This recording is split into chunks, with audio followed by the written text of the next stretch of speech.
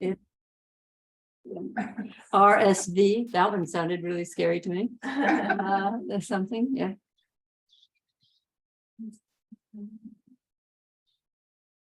Good to go. All right.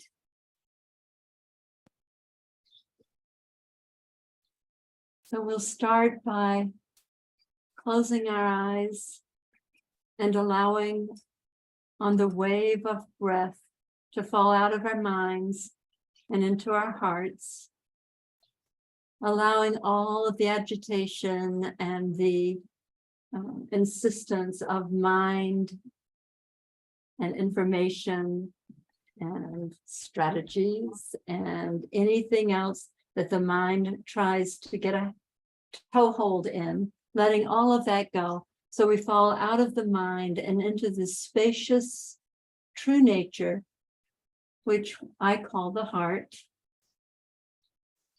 So one more deep inhale and feeling that awareness arise with the breath and expand on the exhale into the field of awake awareness, into the field, the quantum field, the one field wherein we are all one, the oneness of consciousness, of awareness, in which arises all of creation. So it's the mystery and the majesty and the magic, the miracle of this field, out of which everything potentiates. Whatever shows up has its origins here. And here, it's unlike the mind in the sense that there's no polarity. And so there's no right or wrong, good or bad. There's nothing of judgment. There's just scintillating, effulgent awareness, consciousness without an object, arising and overflowing and creating realities. We come here as we come home. We know this is home. In this spacious, peaceful, it has qualities of everything that in our separation we have longed for, having separated ourselves by creating the identity of being a person. We have left this already fullness of our true nature, where the qualities are peacefulness and wholeness and happy, alert, aware, the aliveness of consciousness out of which everything arises. There's no pair of opposites here, so it doesn't partake of duality.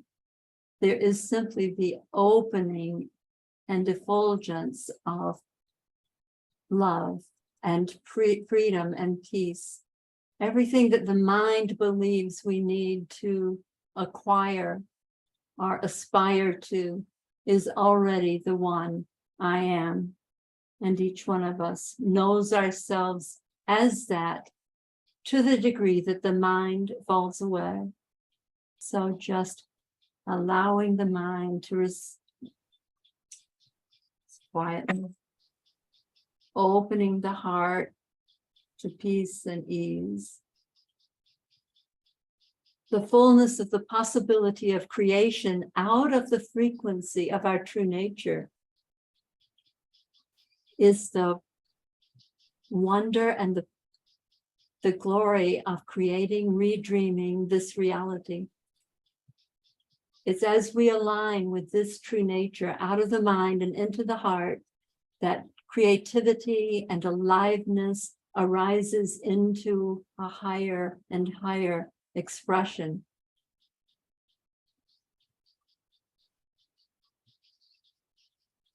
As we relax our mind, our frequency increases. So the mind creates at the frequency of fear, the need to get something or avoid something to be okay.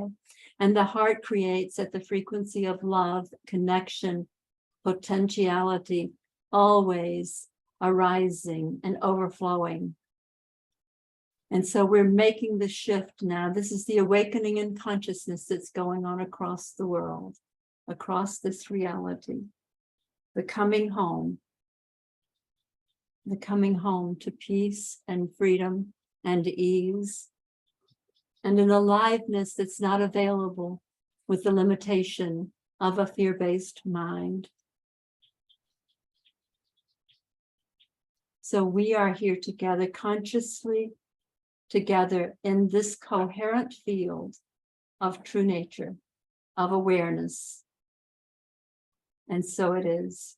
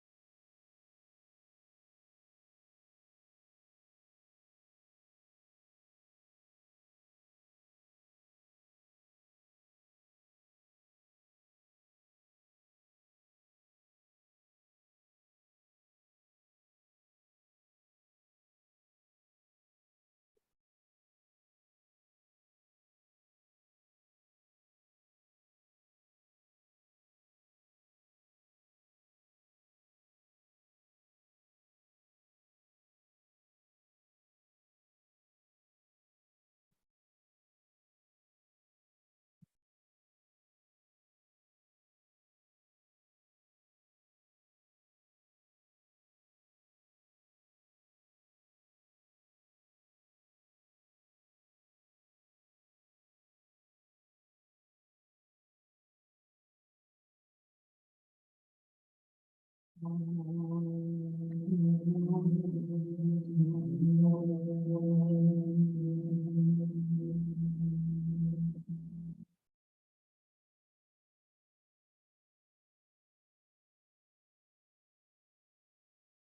nearly a new year, right?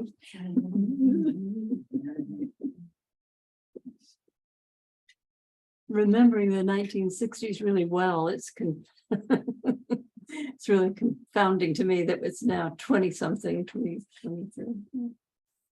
But the time is another illusion, as is the space. And so part of what we're doing as we come home to our true nature is collapsing that what we could call the crucifix of the time, mind, time, space continuum, and have it collapse because it was mind created. And I think that one of the issues for many of us on this awakening journey is the inability to trust that life is okay without our mind imposing a plan or figuring out what it should be.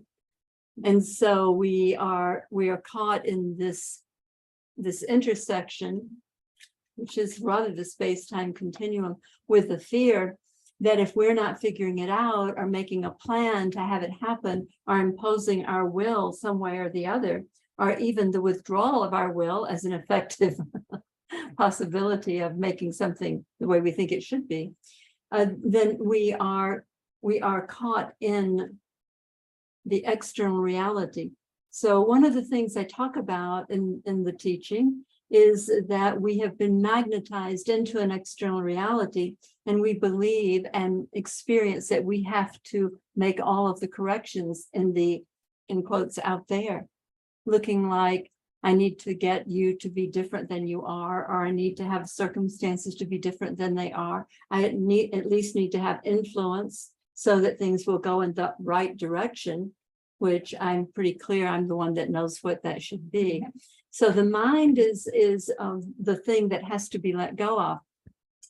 The reason that we can't let go of is what I was trying to point to, which is we believe that it's always been running the show. What's actually been running the show is the frequency.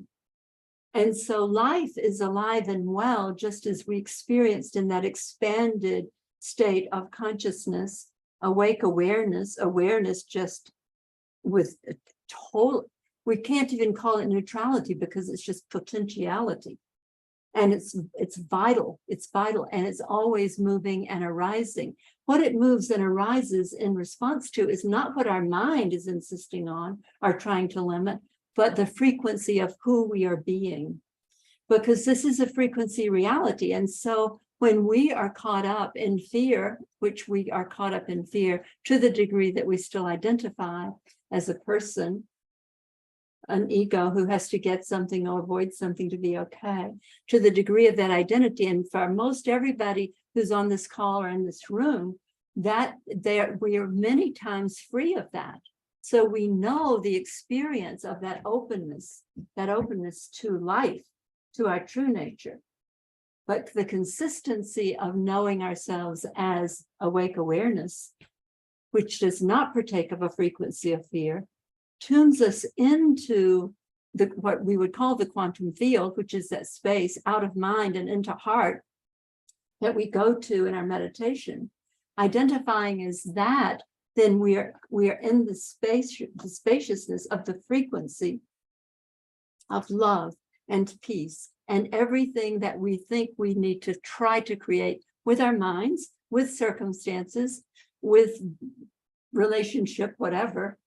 But now we've come home to rest, and in that, life has its way with us. It's always having its way energetically in its alignment and expression of the frequency that is what we're offering into it.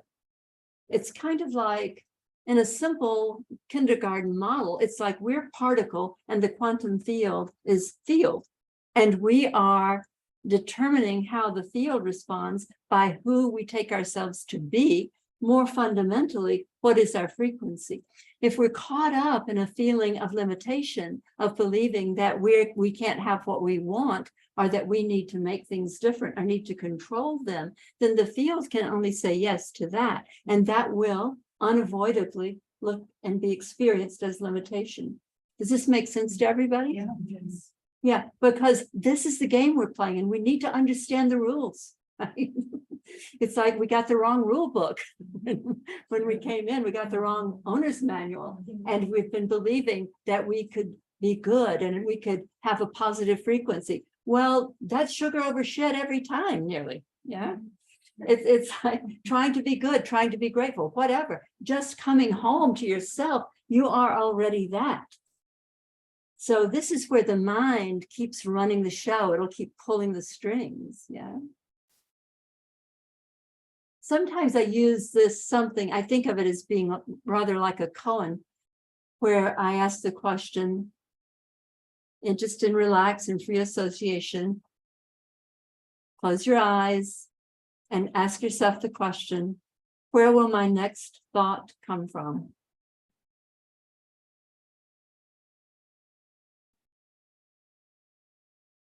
And that space that you just accessed by that question, because it stops the mind, now you're in the experience of true nature. You're in the experience of pure consciousness without an object, without a thought, which is our true nature. And so as you allow your true nature to show up and you stop being addicted to the insistence that you need control, you need to whatever, as that falls away, that spaciousness that we just experienced a teeny little intersection of is what prevails. That's the nature of consciousness, is that open clarity, peace, ease with no content. In that space arises whatever shows up, again, according to our frequency. So as we do the work, that is the way that I work with consciousness, it has to do with seeing through and dispelling the illusion of being a limited person that got installed early on in this incarnational cycle. And this is just a way to talk about it. I don't think that we can use language that was created out of polarity to explain oneness, which is what we're moving back home to. So we still have to use it. But as we come to know ourselves as this open spaciousness without an object, it requires us reclaiming our attention particles back to ourselves. Right? And this is an interesting thing, because what happened in the early wounding, and we've talked about this before, is that we were more or less peaceful at home in the incarnation, and then something happened in the external that magnetized our attention into the external, where there was a problem or something was not okay, our mommy wasn't picking me up, our daddy was drunk and they were fighting, whatever. Now our attention is gone into an external projection, which we don't understand, but we know that it feels scary. And that may be our first experience of scary, although sometimes scary happens in the womb, and sometimes scary is brought in from a past life. So it's not always this, but this is a good example. The attention, the attention particles now are caught up in the external. And so now our engagement is with an external where we believe we can be different or do something different or influence or even have the underlying fear-based thought, this is my fault, right? And from that place began to create adaptive behaviors to try to make things okay out there. But now we are caught up with out there and believing that it's the cause of our experience, which in an early childhood experience is true. Shit happens out there and we experience it, and that's true. So we go through that cycle, and then we start to come home to ourselves, which is that's what this shift in consciousness across the planet portends at this point. The possibility of waking up out of a dualistic, fear-based reality, the projection of which is everything that we know as the horror story of this reality, war and famine and child abuse and everything bad. So there's not going to be a solution at that level. There can't be, there never has been. That's mind that was that created the difficulty, trying to fix the difficulty with one more mental construct, whether it looks like a peace agreement or it looks like feeding the hungry or whatever it looks like. So we have one place that's potent and powerful where we make a difference. And in this new year, my vision is for there to be a redreaming of this reality out of a polarized mind and into connection and a feeling of presence in this moment. And noticing whenever that's not true, that we have a fear-based thought going on. So I don't know that this is a very coherent teaching today, but what I want is for us to realize that we have a choice in every moment. Those people that are on this call and in this room are alert, aware, and conscious of a choice they have to identify with being a person, the frequency of which is fear, and the reality that that creates, or to know oneself as the spacious, awake awareness that's like this golden visual of potentiality for everything that we long for love and connection and peace, and make that choice in any moment. And that again, this is the alert, is when you feel something that feels like a contraction, remind yourself that you know what that is. Don't let it pass by. Don't try to put sugar over shit. Just allow. That's what I know what that feeling is, because that feeling in the 6 steps process that we use, that feeling can take you back to that early choice point. It may have been pre-verbal. It may have been when you were 2 or 3 or whenever. Doesn't matter. It occurred in the space of consciousness, and it was the distortion in the field, and then the identity with that. So I guess if I had a New Year's wish, resolution, whatever, it would be that every one of us would become committed to not trying to make things okay, but to notice what it is in me that keeps them from being okay. What am I believing? Because I promise you that it's not true. It's a projection of fear in some modification or some version of it. And it's seen through that lens. You're going to be engaged in an external problem that looks like you have to use your mind, either in resistance or in figuring it out.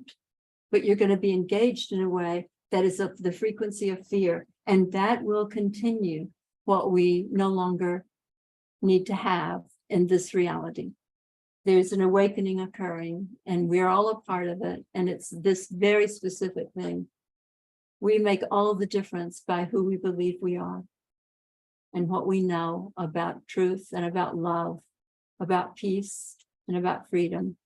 And what we know about that is that it's not mind created, that the mind, I mean, we have the metaphor, we have the analogy in the early garden story of the fall, of falling out of heaven and into the mind with duality and polarity.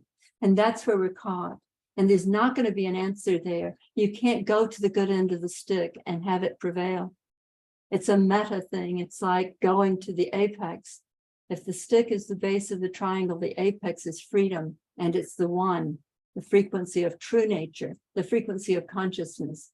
The apex, I mean, the frequency of the base has been the polarity, and we've been going from one end of that stick to the other. So this new year, we're going to break out. We're going to get free. We're going to break out of jail. Yeah. So if there's anybody who would like to interact or participate, a topic, a a question. We can look at any kind of problem together.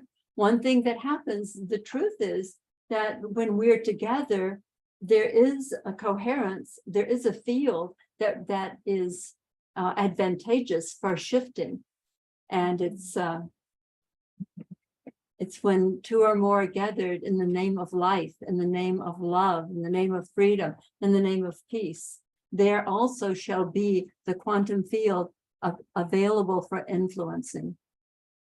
That's what a Sangha is about. That's what community is about. It's like-minded, like-hearted ones gathering with the highest possibility for this reality. And it has to be in oneself first. That's where we do the work that makes all the difference. Your participation in a recreated, redreamed reality depends on the work that you do at that closest in place where you've believed something that was never true, that then created, out of which was created a frequency of fear that then shows up as difficulty. So it's very personal, and it's also, we are one. So if you are in the room, you can just raise your hand or speak out. But if you're in the Zoom room, please hit the reaction button so I can see your hand and I can spotlight you as you speak. And yeah, anything goes. Any question, any topic, any curiosity, always available for that. Totally. Totally. So Valley Pali, girl. back Yes, to my the quantum field. Yeah. I wonder how many people in this room and online have gotten an invitation to join a retreat, a workshop, a seminar, a 4-day something that you feel like, so that this new year was going to be, again, a huge transformational experience, never before experienced experience. And it's in the ethers, and it's in the ethers every new year. Right. But the quantum field seems to be growing. Yes. And I feel like my pulling on it is to help it grow through the media. But do you feel like there will be a turning point this year? Well, I think that there is, and that, the quantum field is available for any participation. It actually doesn't have to grow anything, but it as we align with it, that's what dispels the frequency that's predominated, in this reality for what we know of as 5,000 years, which is beside the point, actually. So it's like the turning point is this awareness awakening in people. And one of the things, sometimes there's some very interesting pointers to what was that thing that I think it was in the New Yorker where it was called quiet quitting? And it's these young professionals coming out of the COVID cycle of having been able to do what they wanted to do or be with family or whatever. They're now no longer aggressively motivated to achieve, to be promoted. I think it was called quiet quitting. So there are many, many things like that are going on. It's probably the upside of the whole COVID pandemic shutdown was the experience of people being pulled out of how they'd been programmed and programmed themselves into overachieving and being productive and starting to realize that the deeper satisfaction came from having one's life choicefully, one's time choicefully used in a way that felt deeply satisfying. So I do think that there's a turning point, and I think that cycle was a part of it. Absolutely. For sure. Exciting. Very, very exciting. Yeah. Priya. So to reawaken, to have this reemergence, is it mostly that we need to just continue to be in the field and work on our own personal challenges and triggers and continually just try to stay out of the fear-based polarization? Is that how we change? Well, what the we're work, seeing? yeah, the work is how you change it.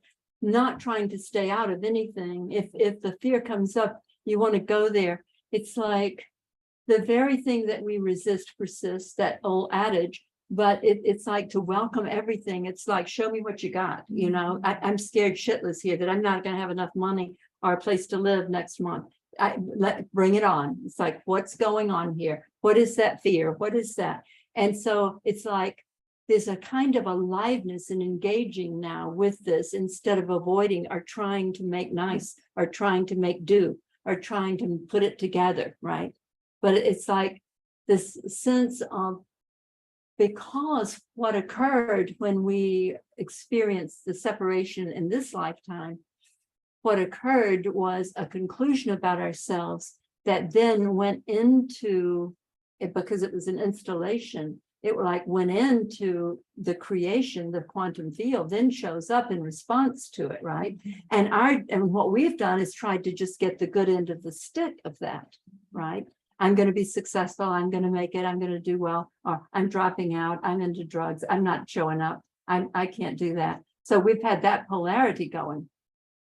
But what we also lost in the separation, in the early wounding, what we lost invariably across the board was authenticity, because that wounded child could not risk saying what was true for her. She had to be very alert to what was going on with mommy and daddy, our teacher or whomever, and to try to be good, to try to do what was needed, because she had been pulled out of herself and into the projection of a fear-based reality.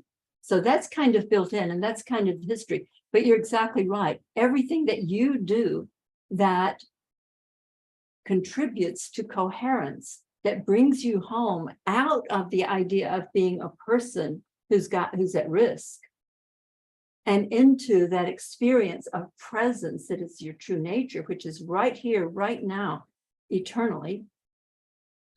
That is the contribution. And as any of us do that together or singly, because we are committed to this path, then it begins, as I love to say, it begins to redream the reality. We're here to redream the reality, one wound at a time, because undoing that wound is going to create a different frequency. Does that make sense to you? Yes, reality. So you're exactly right. You do the work right where you are with exactly what's going on here, and then it will expand out, right?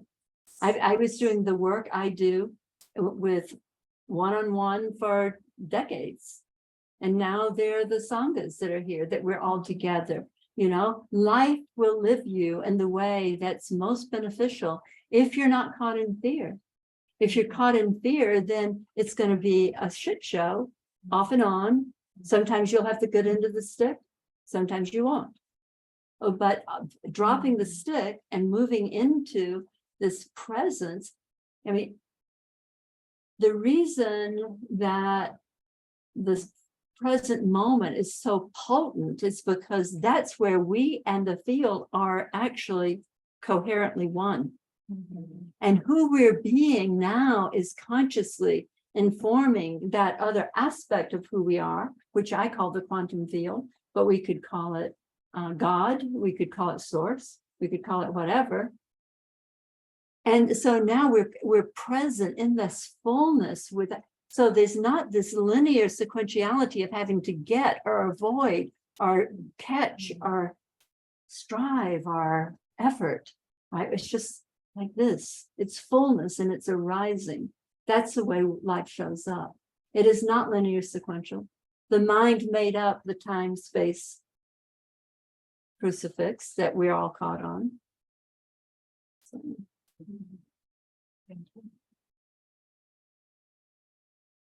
Pali? my boy? Yeah. I was talking to somebody earlier today, and they had some hidden agendas, and I said, well, you know, the truth will set you free.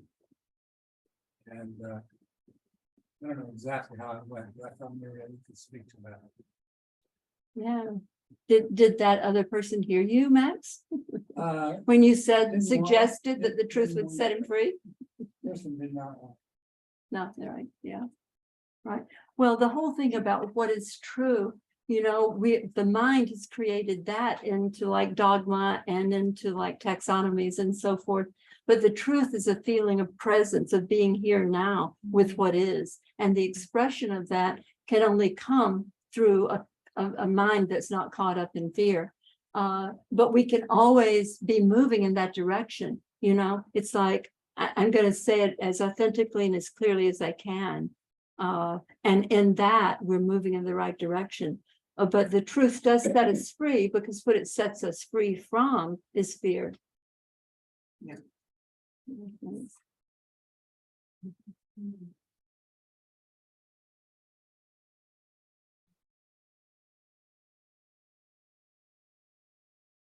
So is that what faith is, when you're able to, when you're in the muck of it, knowing that there is this apex? So rather than being in the polarities, even when we have our real highs, when we're in a bliss state, then we might have a real low next week and be in the pain and suffering. And actually either or, knowing that there's this, especially when we're in that really yucky state and we can't see a way to get out.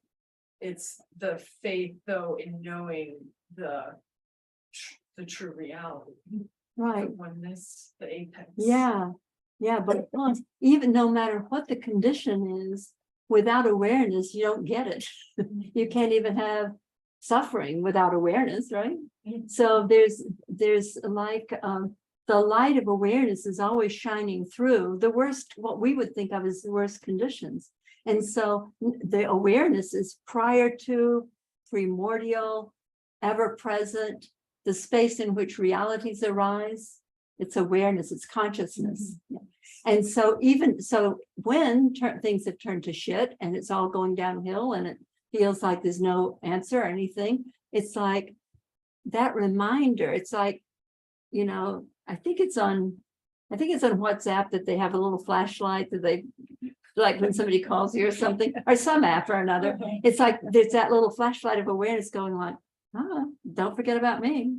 Don't forget about me. And because as that light gets brighter, it's like the thing that's been the big problem will get smaller and smaller.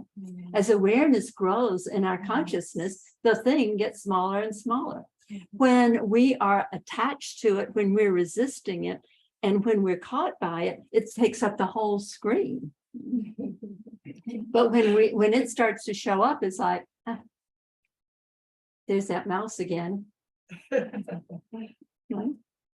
So the perspective can shift always. And I think that, one of the things that gets shut down in us is that reality that without awareness, we don't even get to suffer.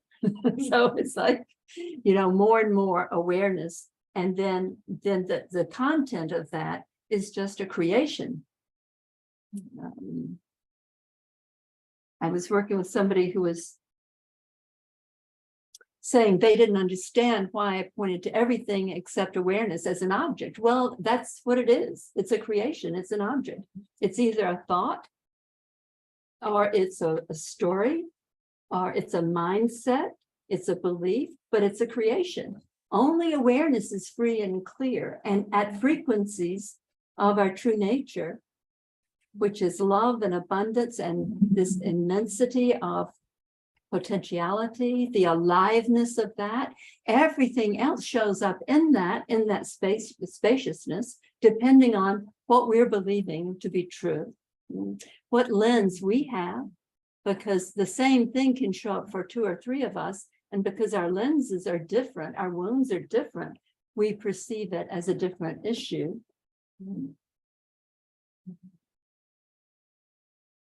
Yeah, so yeah, letting it be, seeing it as an object. The other thing I love to say about objects is that they all come to pass. I mean, the minute that you're not attached or resistant or trying to get rid of it, it's just like, that's what it is. It's on its way through. Right? But the minute you're like, oh my God, I can't deal with this. This is awful. And that is, now you're involved in growing it, right? And that's going to take up the whole friggin' screen. Yeah. Yeah, consciousness is so available to us. Everything that we already are is so available to us. And that's what's becoming more and more the collective experience through technology and through probably thousands of people like all of us and like me. We're creating a new reality. We first do it for ourselves. And in that freedom and expansiveness, it naturally, because, well, the story I like to tell is that Ramana Maharshi had a devotee who was all concerned because Ramana wasn't doing like Mother Teresa kind of work or stuff like helping the poor or whatever. And the devotee walked up to him one day and said, "But Bhagwan, what about the others?" And Ramana said, "There are no others." So we understand. There's a great quote from Khalil Gibran, not in the Prophet, but in another book, where he said, "God said, love your enemies. I obeyed God and I loved me." That's great. Anyone in the Zoom room have any in the etheric room? I guess we're all in the etheric room. Anyone on Zoom have a question or a thought or something they'd like to ask Polly about?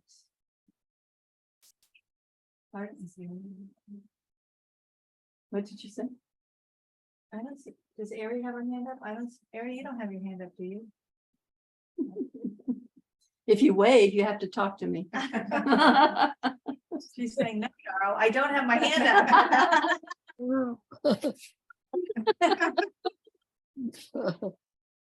The Zoom police will get you.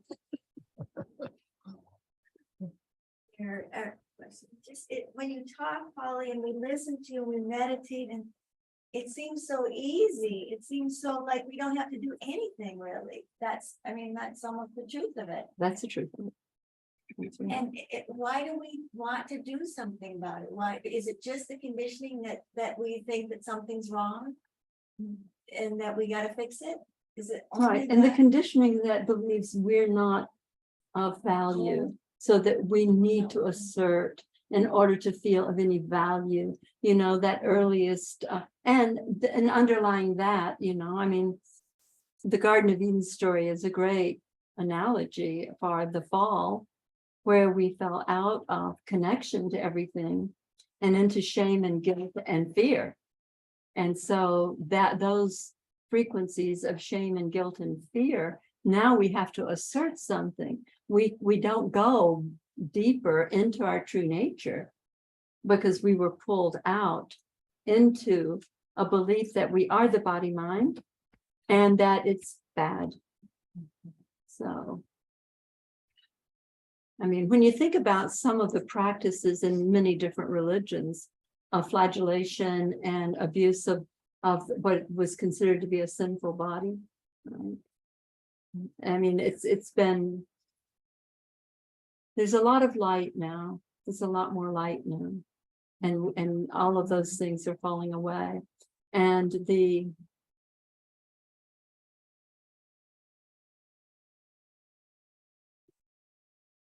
truth is that when you drop the ego self, you don't have to figure out how to love yourself. It's already who you are.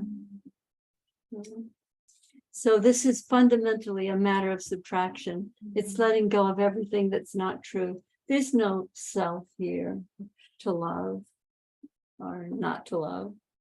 But to get to here, there were aspects of what had been perceived as a limited self, as an unkind self, as whatever, that had to be seen through. But once you've seen through the illusion, once the lens of distortion has fallen away, there isn't anything to do or to assert or to practice. It's all this, and it's love, and it's peace, and it's fun, actually. The fun of it all. It's amazing how you've been able to sustain it, you know, because I get a lot of glimpses of this, what we're speaking about. A lot of real knowing that's been like, okay, ooh, here. And then all of a sudden, I'm sideswiped, you know? Right. And how are you maintaining?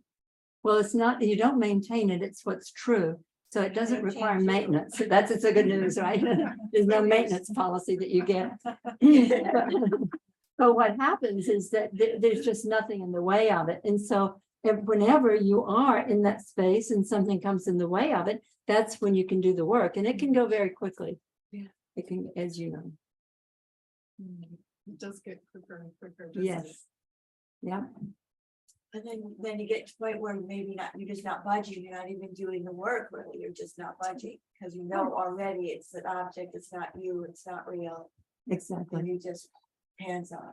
That's right. And noticing when it does have more bite to it, and you do go through the process of forgiving yourself for finding it in a past life sometimes, or in an early experience. I had a teacher back in Chicago who said, the true measure of enlightenment, and just being in that space of awake awareness, is how fast you can get off of it.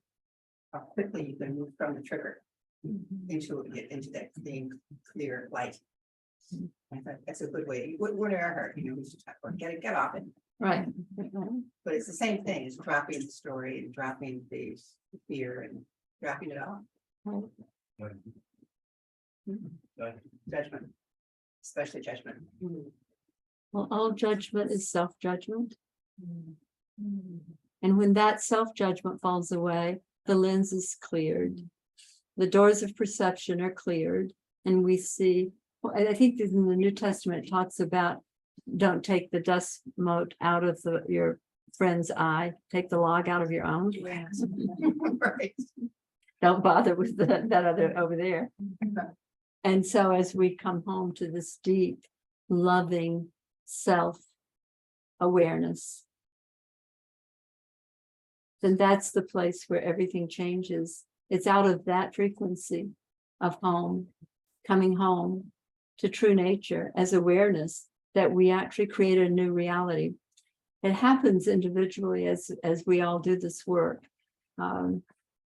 But the possibility, and I think like we were saying earlier, is that it's now much more universal, and it will show up in different ways, in different cultures, in different ways, different social strata across the planet.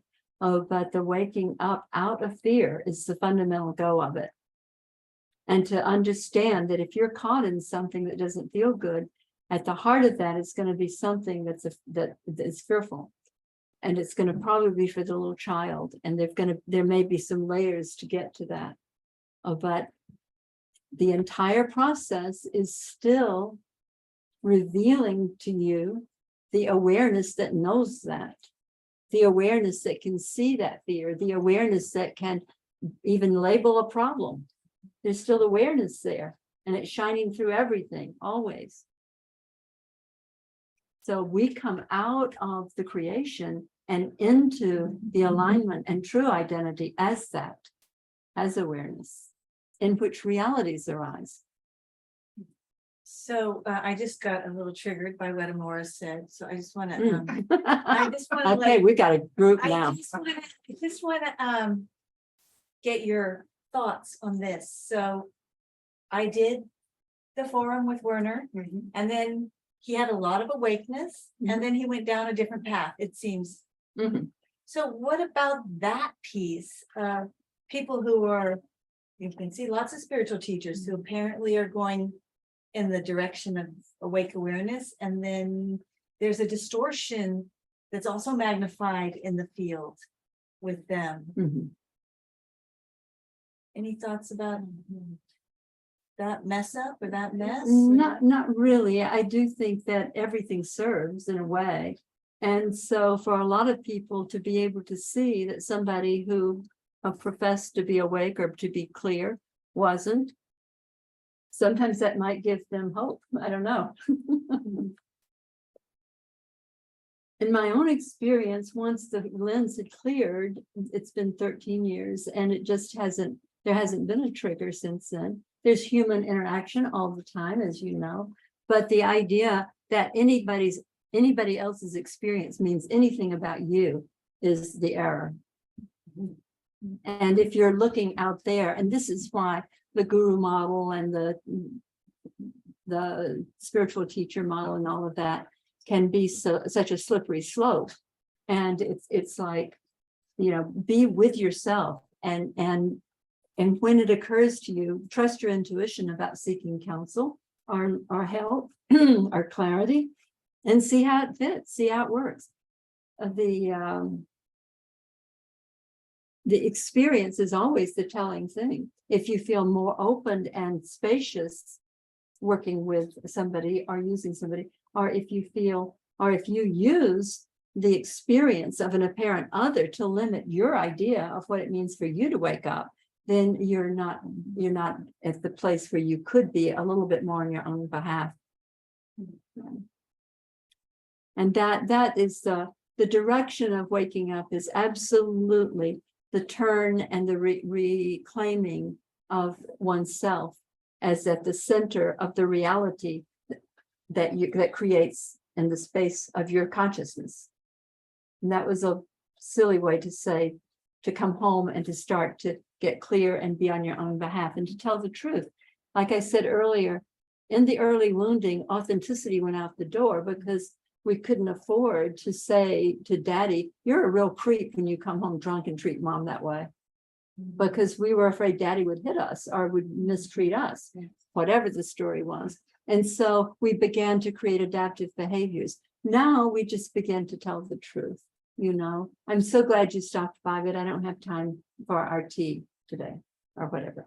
Just the simplest things, these small ways in which you begin to tell the truth. Because in that truth telling, you will notice the ways in which you abandoned yourself.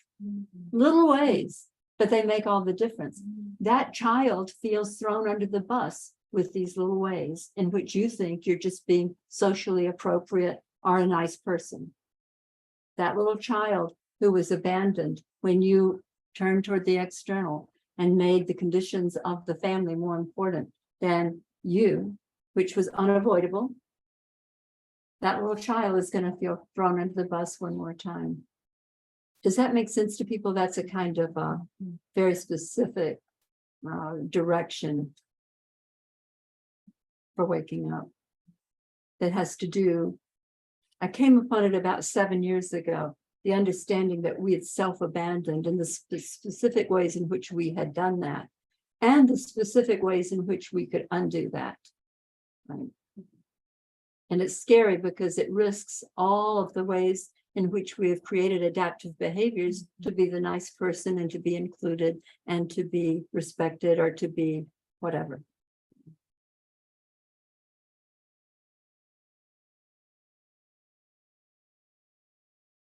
We're just about at the top of the hour. We have 2 minutes. If anybody has a burning desire to voice something or ask Pali something. Hi, Robin. I have my hand up, but maybe you didn't see it. Is that Janine? Okay, no, I didn't see it. Here we go. Great. Hi. Hi, Polly. Who is that? Hi, everybody. It's Grace. Oh, hi, honey. Sorry, I'm a bit disheveled post-IV drip, but here I am. I had while you were talking about this whole conversation today, I had this thought come up and it said, well, what if something's really wrong? What if there is something wrong? And then this other voice in my head said, well, nothing's ever wrong. Whatever is exactly perfect. So how could anything be wrong? But again, this other voice said, but what if something is wrong? And I'm off course, or I'm off my view, and I can't really see. How do we know if something's not right? Well, the wrong right duality is fundamental to the mind that's caught in fear. And so it's the designation of something being right and or wrong, which is where you're getting caught. You don't have to label it wrong to do what's in front of you to do. Typically, when we do label something's wrong, we're caught on that polarity. And then we become righteous about being right, or we become working at trying to correct what we thought was wrong. So it's the reason that it's not helpful is because it's a slippery slope for the mind. And it doesn't take you in the direction of the larger meta overview. You know, there's the old Chinese story of the farmer whose son brought a wild horse in to the little village, and everybody thought they were rich and wealthy now because the horse was of such value. And but the old farmer looked at his son, and the son said, "Papa, look what we have. We have a horse. We're wealthy now." And the papa said, "We don't know what's good or bad." And Right. they went through that whole thing where it ended up that the son didn't get taken in by the army because he had fallen off the horse when he tried to train it and he'd broken his leg. That was the And- famous maybe, maybe not story, Yeah, right? that like that. Maybe, maybe not. Right. Who knows what's But good. my question is, what if in my thinking, there's something not right? Maybe wrong's a very strong word, but maybe in my thinking, and what if I can't see it? Or how do I know I'm off track in my perception or my, I'm having trouble phrasing my query here. I don't know. Well, the minute that you take a position that something's wrong, you believe that you need to do that in order to be effective, I suspect. That you need to have that category in order to address something or be effective. What is just what is. It's not right or wrong. It's just what's happening. And what's apparent to you to do about it or not do about it doesn't require the right or wrong label. And when you put that on there, it's pejorative. It's you've got a weight going on, and it's not gonna support creativity and possibility. So I think what I really, where I So- was really, what would have been more accurate was off course, on course, off track, on track. Like I could be off course in my thinking, and I would probably know that because it would feel fearful. It would feel weird. It would feel not wholesome and holy. Maybe right and wrong was not the right term, but I think it's that off course, on course. That's a better, Thank yeah. Yeah, the other thing is that nothing's ever done. At what point would it be complete? You know, it's like when they talk about a huge cruise ship or a ship that's hauling stuff, whatever. When they start to turn, they take many small increments Right. to take a new navigational point. And Yes. not everything's always in motion and movement. The minute that you insist that something's wrong, you've stalled things energetically. And you're fundamentally just with that label up against it. So the allowing for everything to be whatever it is doesn't take you out of integrity. It puts you into the possibility of being effective and seeing it differently. The reason the lens that we see through right and wrong is the lens of the early wounding. That's the first lens that got put in place when Adam and Eve disobeyed God. The one of right and wrong. And with that going on, our mind's caught in duality, and we're held at a frequency that's fundamentally fearful. So it just doesn't serve. That's as good an answer as any, probably. Thank you. Yeah, sweetie. Okay, thank you, everyone. Thank you, everybody. We're going to, yeah, thank you so much, Polly. Yes. So appreciate it. Yeah. I wanted to tell everyone too that Gaia has a wonderful new documentary called Aware. Awakening to Higher Consciousness. Wow. So it's wonderful. We're halfway through it. Did they get that on Zoom? Yep, I think they got it. Aware. Aware? On Gaia. Awakening to Higher consciousness. Something like that. nice. You would love it. Aloha.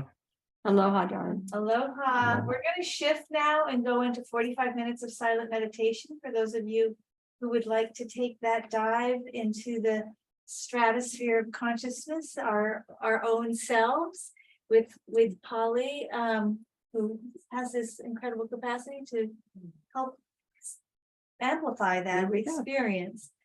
So you're welcome to stay, you're welcome to go. And we will see you at the end of at quarter till. Aloha, everybody. That's Bonnie, I just wanted to say hello. I'm so glad to see you. Yes, I'm so. Were you here today? I was here. Yeah. Yay, good. I'm so glad to see you.